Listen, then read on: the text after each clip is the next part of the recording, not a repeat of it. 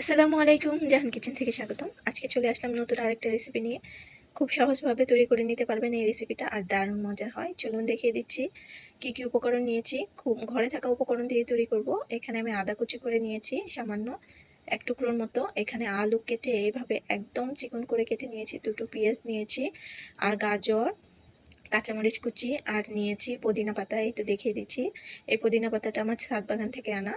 তো এখানে আমি খুব সহজে তৈরি করে দেখাচ্ছি, দারুণ মজার একটা নাস্তার রেসিপি। এখানে 1 কাপের মতো আটা নিয়েছি, আর নিয়েছি পরিমাণ মতো লবণ। আর এই শুকনো উপকরণগুলোকে খুব সুন্দর করে মিশিয়ে নেওয়ার পর অ্যাড করে দিচ্ছি 2 চা চামচের মতো সয়াবিন তেল। এখন এই আটাটাকে আমি ভালো করে ময়াম দিয়ে নেব। আমি এখানে আটা নিয়েছি, আপনারা চাইলে ময়দা ইউজ করতে পারেন, কোনো সমস্যা নেই। আর অবশ্যই হাতে একটু সময় রেখে করে নেবেন। যত সুন্দর ময়াম হবে, খাস্তা হবে নাস্তাটা তৈরি। তো দেখিয়ে দিচ্ছি আমার আটার ময়ামটা কিন্তু খুব সুন্দর হয়েছে। এইভাবে দেখতেই পাচ্ছেন, এইরকম হলে বুঝতে হবে ময়ামটা ভালো হয়েছে। এখন নিয়ে নিয়েছি ফুটন্ত গরম পানি। অবশ্যই ফুটন্ত পানিটা দিতে চেষ্টা করবেন, তাহলে আটাটা সফট থাকবে ডোটা। তো এই পর্যায়ে হাত দিয়ে আর মাখছি না, একটা চামচের সাহায্যে নেড়েচেড়ে নিচ্ছি খানিকটা ঠান্ডা হওয়া পর্যন্ত। এখানে আমি অল্প অল্প করে পানি দিচ্ছি আর ডোটা তৈরি করে নেব। একবারে দিতে যাবেন না, তাহলে কিন্তু ডোটা পারফেক্ট হবে না। তো অল্প অল্প করে দিলেই বেটার হবে। তো এই পর্যায়ে আর চামচ নয়, হাত দিয়ে তৈরি করে নেব ডোটা। আর ডোটা অবশ্যই রুটি বানানোর ডোর মতোই তৈরি করব, তবে আরেকটু সফট হবে। দেখেই নিতে পারছেন আমি তৈরি করে নিয়েছি একটা সুন্দর সফট একটা ডো। কতটা সফট হয়েছে দেখলেই বোঝা যাচ্ছে। এখন এটাকে আমি 10 মিনিটের মতো রেস্টে রেখে দেব। এই পর্যায়ে চুলায় চলে এসেছি। একটা প্যান বসিয়ে সামান্য খুব অল্প একটু তেল অ্যাড করেছি, দেখতেই পাচ্ছেন। এই পর্যায়ে যে আদা কুচিটা নিয়েছি সেটা অ্যাড করে দিচ্ছি। তেলটাতে আদা কুচি দিয়ে দেওয়ার পর নেড়েচেড়ে খুব সুন্দর করে একটু ভেজে নেব। তারপর অ্যাড করে দিচ্ছি যে কুচানো আলুটা, সেটা।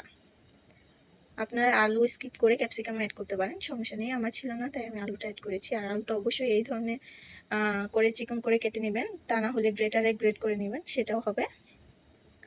আলুটা খানিকটা সময় নেড়েচেড়ে ভেজে নেব। কিছুটা সময় ভেজে নেওয়ার পর এখন আমি পেঁয়াজ কুচি অ্যাড করে দিচ্ছি। পেঁয়াজ আলুটার সাথে খুব সুন্দর করে সময় নিয়ে ভেজে নেব, একটু সফট হয়ে যাওয়া পর্যন্ত। যে পেঁয়াজটা একটু বড় হয়ে গেছে সেটা আমি একটু ভেঙে ভেঙে দিচ্ছিলাম। তো এই পর্যায়ে দেখতে পাচ্ছেন আলুটা আর পেঁয়াজটা অনেকটাই সফট হয়ে গেছে। এখন একটু অ্যাড করছি স্বাদ মতো লবণ। এই নাস্তাটা অবশ্যই তৈরি করে খেতে পারবেন খুব অল্প সময়ে। 1 কাপ আটা আর একটা ডিম দিয়ে তৈরি করে নিতে পারবেন, দারুণ মজার এই নাস্তা। তো এ পর্যায়ে আমি অ্যাড করে দেব গাজর। গাজরটা সবার শেষে অ্যাড করছি এই কারণে, কারণ গাজর এমন একটা সবজি যেটা আমরা কাঁচাও খেয়ে থাকি, তো এটা বেশি রান্নার প্রয়োজন হবে না। যেহেতু আমি এই নাস্তাটা পরবর্তীতে ভাজবো, তো 50% রান্না করে নেব সবজিগুলোকে। গাজরটা বাকি সবজিগুলোর সাথে ভালো করে নেড়েচেড়ে ভেজে নিয়েছি। এখন অ্যাড করে দিচ্ছি কুচানো কাঁচামরিচ। আর এই কাঁচামরিচটা আমি মাঝারি অবস্থায় অ্যাড করছি, আপনারা চাইলে আদা কুচির সাথে ভেজে নিতে পারেন, কারণ এখানে আমি আলাদা স্পাইসেস অ্যাড করব, যার দরুন ঝালটা একটু বাড়বে। আমার এই নাস্তাটা আমার ছেলে খাবে, তাই আমি মাঝে দিয়েছি মরিচটা। তো এখানে 1 চা চামচ গোলমরিচ অ্যাড করছি, আর দিচ্ছি 2 চা চামচ চিকেন পাউডার, আর 1 চা চামচের মতো চিলি ফ্লেক্স। তো এই স্পাইসেসগুলি দিয়ে আমি ভালো করে একটু নেড়েচেড়ে কিছুটা সময় ভেজে নেব।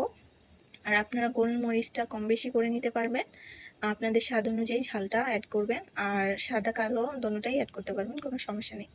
তো এই পর্যায়ে দেখতেই পাচ্ছেন কি সুন্দর পুরটা তৈরি হয়ে গেছে। এটা কিন্তু এমনিতেই খাওয়া যাবে। তো এই পর্যায়ে আমি যে পুদিনা পাতাটা কুচি করে নিয়েছি সেটা অ্যাড করছি। শুধু এই যে পুদিনা পাতা অ্যাড করতে হবে তা কিন্তু নয়, আপনারা চাইলে ধনেপাতা, সস পাতা যেটাই পারেন সবটাই অ্যাড করতে পারবেন, কোনো সমস্যা নেই। তো আমি পুদিনা পাতাটা দিয়ে বেশিটা সময় না রাখবো না, চুলায় নামিয়ে নেব। এই তো দেখুন আমার পুরটা রেডি হয়ে গেছে, দেখতে অসাধারণ লাগছে। এই পর্যায়ে সেম প্যানে আমি আরেকটু তেল অ্যাড করে নিচ্ছি। যে ডিমটা নিয়েছিলাম, তেলটা গরম হয়ে যাওয়ার পর এই ডিমটা অ্যাড করে দিচ্ছি। আর দেওয়ার সাথে সাথেই কিন্তু নাড়ছি না, রেখে দিয়েছি কিছুটা সময়। অ্যাড করলাম সামান্য একটু লবণ। এই পর্যায়ে একটু ছড়িয়ে দিচ্ছি, আর ভেঙে ভেঙে দিচ্ছিলাম, কারণ একদম গুঁড়ো ভাঙা করব না, একটু বড় সাইজের ভাঙাটা রাখবো। আর ডিমটা কিন্তু বেশি ভাজবো না, জাস্ট একটু নেড়েচেড়ে নিয়েছি, তাহলে শক্ত হয়ে গেলে খেতে ভালো লাগবে না। আপনারা কিন্তু একটা ডিমের সাহায্যেই, আর এই সবজিগুলো অ্যাড করার কারণ হচ্ছে বাচ্চারা বেসিক্যালি সবজি খেতে চায় না, এই সবজিগুলো আরামেই খেয়ে নিতে পারবে তারা এই নাস্তাটার সাথে। সাথে ডিমও রয়েছে, খেতে কিন্তু অসাধারণ লাগবে। তো ডিমের সাথে বাকি পুরগুলো অ্যাড করে দিয়েছি। এখন জাস্ট একটু নেড়ে চেড়ে নামিয়ে নেব।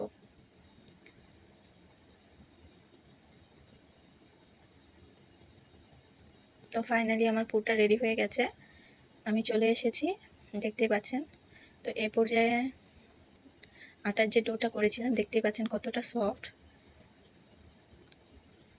আমি জাস্ট একটু মথে নিচ্ছিলাম। তো এই পর্যায়ে একটা বেলুন আর পিঁড়ি নিয়ে নিয়েছি। ডোটাকে সুন্দর করে একটু লেচি কেটে নেব। আমি আমার পরিমাণ মতো শেপ দিচ্ছি লেচিগুলোর, আপনারা আপনাদের ইচ্ছা মতো ছোট বড় করে নিতে পারেন। তো এগুলো থেকে আমি ছোট ছোট লেচি কেটে নেব বল আকারে। তো এইভাবে বাকিগুলো রেডি করে নিচ্ছি। তো এই তো আমি ছোট ছোট বল আকারে করে নিয়েছি, আপনারা ছোট বড় করে নিতে পারেন।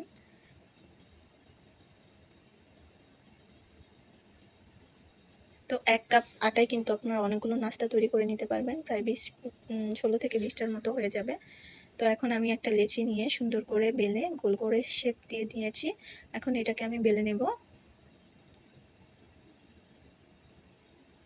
দেখতেই পাচ্ছেন কিভাবে বেলছি, আর পাতলাটা কতটুকু হবে সেটাও দেখিয়ে দেব অবশ্যই। এই তো আমি আমার পরিমাণ মতো বেলে নিয়েছি, আর পাতলাটাই দেখতেই পাচ্ছেন, যতটা পাতলা দরকার অবশ্যই অতটা পাতলা করবেন, ভারী কিন্তু একদমই রাখা যাবে না। তো এই পর্যায়ে আমি খানিকটা পুর দিয়ে দিচ্ছি। এখন এটাকে সুন্দর করে মুড়ে নেব। দেখতেই পাচ্ছেন আমি কিভাবে মুড়ে নিচ্ছি, খুব সহজভাবেই দেখিয়ে দিচ্ছি। আর এই মোড়াটা কিন্তু অতটা অসুবিধা হবে না, জাস্ট একবার দুইবার দেখে নিলেই হয়ে যাবে।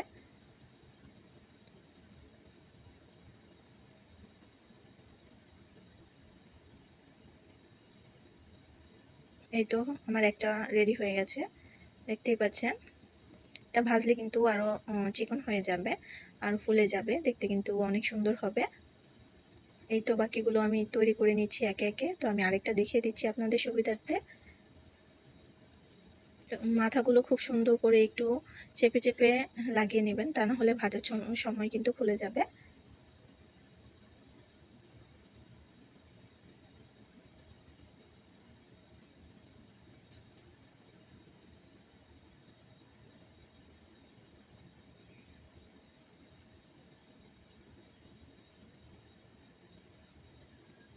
এই তো আমার আরেকটা রেডি হয়ে গেছে। তো এইভাবে বাকিগুলো তৈরি করে নেব। এই তো দেখতে পাচ্ছেন আমার সবগুলো নাস্তা রেডি হয়ে গেছে, এখন ভাজার পালা। দেখুন এখনই দেখতে কিন্তু অনেক সুন্দর লাগছে। তো অবশ্যই এটা খুব পাতলা করে রুটিটা বেলে নিতে হবে। এখন ভাজতে চলে যাব। চুলায় আগে থেকে একটা প্যান বসিয়ে গরম করে নিয়েছিলাম তেলটাকে, অবশ্যই তেলটা ভালো করে গরম করে নিতে হবে। এখন আস্তে আস্তে নাস্তাগুলো ছেড়ে দিচ্ছি।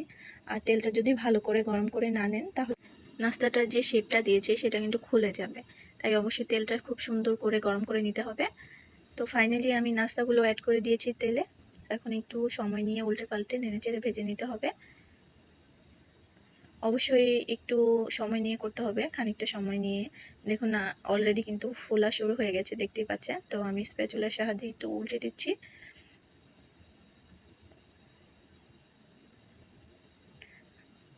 আমি যে এটা আটা দিয়ে তৈরি করেছি একদমই কিন্তু মনে হয়নি, একদম মুচমুচে রয়েছে।